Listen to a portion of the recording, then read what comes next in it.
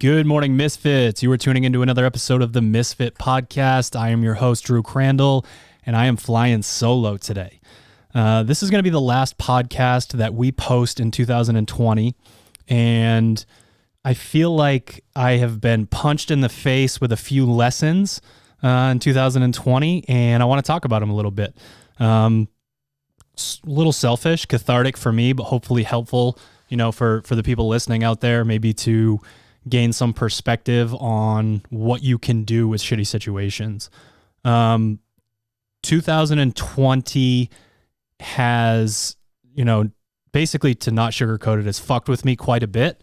It's been the most challenging year of my 34-year-old life, both from a personal and professional standpoint, and basically everything in between. And I truly believe that it would have been without COVID.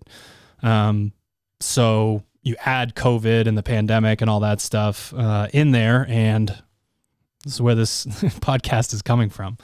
The curveball here is that I'm actually glad that all of this has happened. Now, I think it's important to say that I'm not glad that COVID has happened, the pandemic has happened. People's lives have either, been ruined or, obviously, people have had loved ones pass away and everything. I don't mean it in that sense. What I mean is that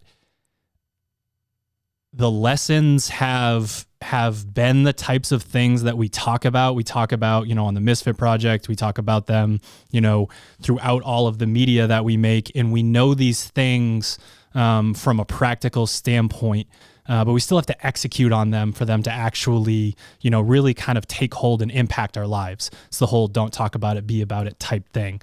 And you'll understand why here in a few minutes, why maybe you could believe me and that this isn't just like a survival tactic, like the room around me is on fire and everything is fine.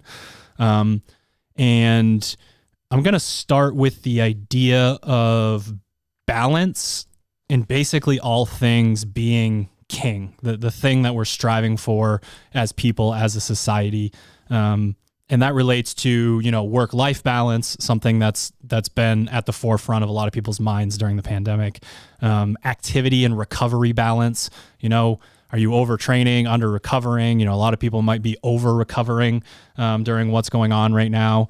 And then, like, really big picture, the idea of taking in ideas that accumulate over time that make up your opinions and your identity versus I'm this, then I'm that. Oh, I just heard this this snippet on the news or wherever on social media, and I'm going to I believe that even though I haven't vetted the information, and I feel like people, including myself, I'm really talking about myself right now, is it's you're this, then you're this, then you're this, then you're this. And the idea of balancing all of these things in the social media age can be really challenging, but super important.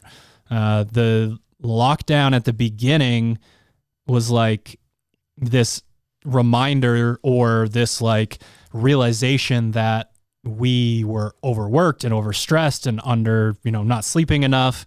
And then month, and it's kind of gone in the opposite direction, right? So for me personally, my sleep normalized for the first time since I was a kid at the beginning of the pandemic. And then now it's all messed up again. And I'm really trying to figure out, what is that balance there? How do we look at these things, and really figure out what's going to move the needle for us. There's a reason why I could explain how to be healthy to someone in 5 minutes, and yet I've dedicated basically my entire adult life to convincing people, right? So it's the details of it are very simple. How we execute, how we, eating healthy is not super complicated. Being active is not super complicated. Walking outside and getting sunlight, doing all these things aren't super complicated. So then what's the issue? Why is there $1 billion, self-help industry out there? So again, just this idea, this balance as a means of almost survival at a certain point, it being really thrown in my face, is this lesson where I think moving forward, I'm going to be able to reevaluate a bit more consistently rather than driving myself maybe too far in one direction and being forced to kind of correct. From a business standpoint, it's, a lot of people are dealing with this. It's like, okay, so how do we balance the right mix of collaboration and deep work time? Because at the beginning of the pandemic, it was like, I've never got so much work done in my life. This is amazing. But the idea of like isolating yourself when you're supposed to be part of a team and collaborating and knowing that you're going to come up with better ideas if you're working with your team, is again, another issue of balance. So I think a lot of companies are going through this right now. And I think some of them have gone too far and essentially saying everyone can just stay home. It's fine, because I don't think that the end product is going to be as good. But at the same time, like, how many people joke about meeting after meeting after meeting? Like, when am I supposed to actually work? So that would be like balance in the wrong direction of, sort of overcorrecting and saying, we need a meeting about this, and this. And then hopefully, while you're at home, when you're not supposed to be working, you can actually get your work done. Moving on from that, this, again, I sort of touched on it already, but this idea of the ancestral health model and how simple it is to eat real food, that really kind of lines up with the amount of activity that you're doing. Again, going outside, doing all this stuff. We're missing the main ingredient during the pandemic, which is people, which is each other. And I truly believe that, the big question, the thing that you would want to be able to crack as a health coach, as a gym owner, coach, any of these things, or, just a peer and helping other people, the thing that needs to be cracked is how do we execute on these ideas? Because again, knowledge is great, but not put into practice, it's almost a little bit worse, that how to improve and how to get better, and you just don't. And I think the missing ingredient for most people is that sense of community. We all know what it's like when you're on a diet and, your significant other or all the people around you are not on a diet. It's super challenging. But then you also know what it's like. And we have, so many of us, have the CrossFit gym, and we have this model that's put right in front of us. It's like, okay, we've sort of figured out the execution piece on convincing people to exercise, create a community, create a place where, you listen to music and everyone has fun, and, it's potentially the most painful thing that you do in your entire life, but you choose to do it anyways because that tribal aspect is there. And to me, that is the missing piece from most things when it comes to execution. And I've seen myself fall back into habits that I had before I had all of the knowledge. And I'm really trying to like dig in and ask myself, if I know exactly how to eat, or when to go to bed, or the fact that like I should still be getting sunlight in the winter, all I got to do is put a coat on, and go outside. If I know all of these things, and I know that I will feel better physically, emotionally after doing them, why am I not doing them? Like, what is it that's there? And to me, that missing ingredient is our community, is our people. So it's really important to understand that if you're trying to move the needle for yourself or someone else, you need to join in with them to be able to get it to really stick. Like we can get the motivation to improve ourselves, but that's going to fall by the wayside after a certain period of time. And, I would equate that to, maybe like a fad diet, like a cleanse or a challenge or something like that. We can typically get ourselves to go there, but then if we regress back to where we were, you sort of ask what the point was. The other thing here is I really think we have to stop blaming our drug dealers. The Amazon boxes and the Netflix and the phone in our face, we were duped for a while. Like biologically, we are prone to want to have that dopamine hit. But what's hilarious about it is the Amazon box shows up, and how soon afterwards do you discard or not even give a shit about what was in the box? Like the act of buying it on the screen, the act of receiving it, sort of waiting, having that tracking information. It's almost like Amazon should sell empty boxes, because then you could go through that and probably cost a lot less, and you wouldn't have as much shit that you don't need in your house. But at a certain point, this has been thrown in our face. This has been thrown in my face personally. Like, I have been on my phone more. I have watched more television. I have ordered more things than I ever have. And, you know, we've sort of been complaining about it and not accepting responsibility for the fact that we know, like, we are the ones making the choice to keep going back to the well over and over.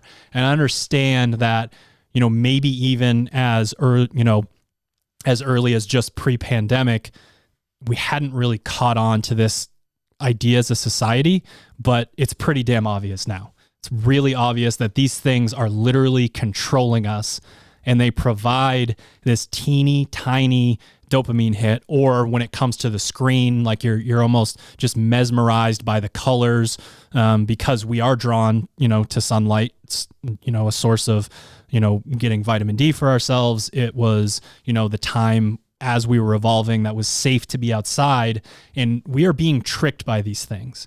Now, most of us know that on the other side is a world where you're literally happier, healthier, having more fun, and yet we are back on the couch. And again, like I said before, blaming the drug dealer, right? So it's like they're out there doing that. And at a certain point, once we know that that thing that we kind of got pulled into because we were being manipulated was a serious problem and not something that we would want to actually do, it becomes on us. It really does. So for me, that lesson, again, that was truly forced on me is like, you watch so much television. Maybe you watch TV for 3-4 hours straight on a Saturday or a Sunday, and you're like, what am I doing? Like these ideas truly at a certain point get to a place where you can't really hide behind the fact anymore that you're, you know, sort of being tricked. Like it's the, you know, fool me once, shame on you, fool me twice, and so on. So again, this isn't meant to be preachy. I'm trying to throw in again that these lessons are things that, you know, I'm going through personally, currently in real time. But there's something to the idea that the reality of the situation is almost, you know, we're hitting like the fast forward button. Like if this was everyday society and you had less time to do these things, it probably would have taken us a little bit longer to realize that maybe these aren't the solutions to our problems, because before we had them in moderate doses and they weren't really helping us out. Now we're getting them in massive doses and they're definitely not helping us out. Everyone is having the same conversations about how they feel in the pandemic to a certain extent. So if we know what's doing it to us and we're choosing to do it anyways, at a certain point, we really do need to accept responsibility. The last lesson here to me is potentially the most important, and I think maybe an alternative narrative to how people have felt during this year, and that is how amazing people are. Now, for me, I am talking about, you know, to a certain extent, my bubble, my people, my community, you know, my team at work. But I believe that through the right lens, through the right perspective, you're going to be able to maybe go along with this a little bit more than you think. Now, when you are playing the long game, it can often feel like a very lonely road. And the long game to me insinuates just this idea of doing the right thing, maybe in the shadows a little bit more. You continue to do the right thing. So let's use Misfit Athletics for an example. You've got this community of people that we are serving, and we do sell our programming. You know, that's sort of the main export, but there were multiple years, 3, 4, 5 years where we didn't charge anything for it. And then once we, you know, sort of gained the trust of our community, we started charging for it so that, you know, we could actually make a living. And from there, though, it sort of spidered out into, okay, how do we continue to provide value and bring other people in? And that's your podcasts, articles, YouTube videos, all the different things that we do. And let's say we do all of those things and don't directly make money off of them. if let's say, membership is going down, the pandemic hits the company, and, not as many people are able to afford subscribing or, maybe buying gear or something to that effect, that's when, again, that playing the long game and really feeling like doing the right thing can be super challenging. But the pandemic hits, and all of the things that we do here at Misfit Athletics, Misfit Gym, Sharpen the Axe, to try to make a better customer experience and to be involved with the community, has returned a response that's mind-blowing. We, because of the community, because of the people that, again, support us as a small business, are doing well. We've had a really solid year considering everything that's happened, considering companies that are wondering whether they're going to exist in 2021. So the idea, again, that the long game can be a lonely road, and when shit hits the fan, sometimes it can really feel like, why am I even doing this? It could be, on a personal level, why am I a nice person when I always just get shit thrown back in my face? You will get the return that you're hoping for if you continue to do the right things. It's the kind of thing that you're not going to be able to have control over. The idea of controlling big picture things like that is kind of an illusion. But I'm here to say that doing the right thing pays off, and for me personally, it has paid off in a moment where I needed it more than anything else. The other routes here, when I'm talking about how amazing people are, is we've got this filter in 2020 of people being deeply tested. Like you are being tested as a human being on a level that is not something that we are used to. It's something where, over the course of 6 months, you might go through the amount of ups and downs that you normally would in 6 years. And specifically the place that I want to start, and I don't want to say actual names because I don't want to forget one. We kind of have a longer list here when you get into the gyms. So Misfit Athletics, Sharpen the Axe, Proper Fuel, Misfit Gym Portland, CrossFit MF Wyndham, like the team at these places, my team at these places have been tested in ways, again, that they're really unprecedented, unfounded, and it has proven that the people that work here are even more incredible than we already thought they were. Being able to go through this and being able to keep membership, being able to continue to provide content, being able to continue to work through, Sharpen the Axe specifically, the supply chain issues were an absolute nightmare. And people have stepped up in ways that go so far above and beyond what you would, consider even to be someone's responsibility in, a traditional salaried position. So for me, I'm so grateful to see a group of people be like absolutely put through the ringer and not only survive it, but thrive in it. Like that to me is the kind of lesson where you build a level of trust, with your team that will last for an extremely long period of time. Last but not least here is our community, is Misfit Athletics subscribers, people that support us, buy gear off Sharpen the Axe, Proper Fuel, all of our different projects. We know that you are personally going through a lot of hardships right now, harder to be interested potentially in exercising. Maybe you're unemployed, maybe, financially there's, a huge hit there. And again, we've been able to survive during this period of time, and it's a reminder again to stick with it. Like this lesson can be extrapolated out to so many different things. And it's really just sort of stay the course, especially when you think that there's like no hope. That is what's going to allow you to come out the other side and realize that you're going to be able to learn from these things. So that in a nutshell, like I really wanted to have a structure so that I didn't go full Ricky Bobby sitting here by myself with the hands coming up. What do I do with my hands? The ideas are simply reevaluating to a point where you make sure that your life is balanced. We all have different areas of our life where we struggle to find that balance, and those are the places that need our attention. The ancestral health model has been put to the test, especially if you're the kind of person that hasn't thought about it from the standpoint of the people being that main ingredient, that first thing that we need. We need to be around each other. We need to help each other.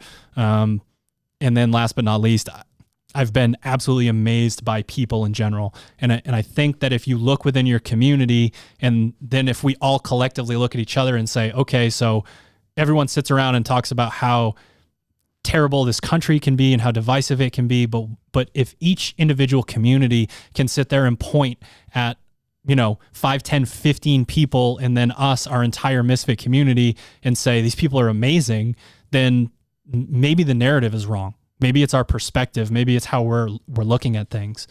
And then with this being the final podcast of the year, I think it's important to say, I know a lot of us want there to be, like, let's say that there was one magical second between, midnight on 12/31 into, 12:01 a.m. on January 1st, this magical gateway that we get to walk through. Like, unfortunately, that does not exist. There's nothing that's going to be different, but the perspective change, the idea that you can say, okay, it is a little cheesy, I'm going to build my own gateway.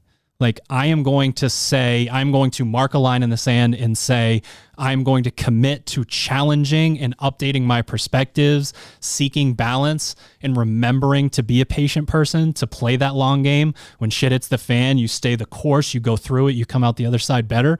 You wouldn't want that gateway to exist. You wouldn't want something else to have control over what is going on with you. So while the idea of it does sound fun, January 1st, you wake up, you're like, wow, I feel great. January 1st is the best. You can create that. You can create the gateway. You can challenge yourself again to look at things through different lenses, to see how I could have the worst year of my life, like 2020, sorry, but go fuck yourself. But also 2020, thank you. Because, man, it's been an eye-opener in so many ways. And if I can get through it, if I can come out the other side and look around me and be like, I'm so thankful for, my team here. I'm so thankful for these lessons that were built in. I know that you guys can do that as well. All right, ladies and gents, that was another Misfit podcast. Thank you so much for listening. We are going to go ahead and skip the ads in this one and just say, go out there and support your local small businesses. Really important to keep doing that so that when things get back to normal, we have some places, to go eat and go have fun and all that good stuff. I just want to end this by saying thank you to all of you, everyone who has supported us, whether you follow the blog or you just listen to the podcast, you read some stuff every once in a while, you do the Misfit WOD. All of you are part of our community, and we are extremely thankful and grateful for you guys. So thanks again, and let's go to 2021.